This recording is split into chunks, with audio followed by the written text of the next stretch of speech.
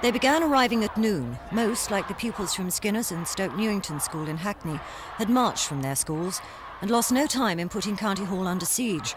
The home of the Inner London Education Authority was the first of their targets, having angered the pupils with their policy of redeploying teachers. But the reason why we're here is not because we want to disrupt schools, but because we care about our teachers and the fact that our education, if it doesn't affect us now, if it affects us now, what will it be for the next, the next generation, the kids after us? That's what we're here for. And in today's papers, and no doubt on today's telly, there'll be pictures of this demonstration, and you'll be accused of destroying your education by taking a couple of hours off. Today's march and rally was born out of what they insist have been spontaneous protests at individual schools.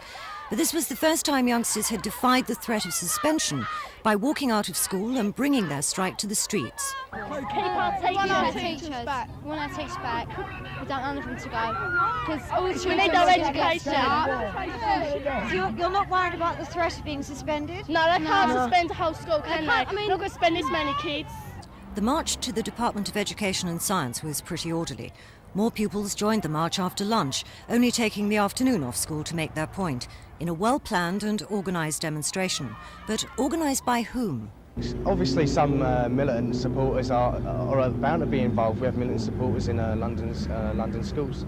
But I mean, the fact of the matter is that we're taking action for all the school students, and the turnout that we'll get today will show that school students feel better about this issue. It's the issues involved, it's the youth's future effectively. We're fighting against conscription onto low-paid, dead-end slave labour schemes.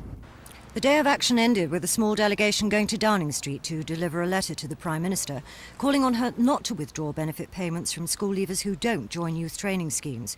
And they pledged more pupils will join the teachers' strike in London on April the 2nd. Tricia Ingram's Thames News.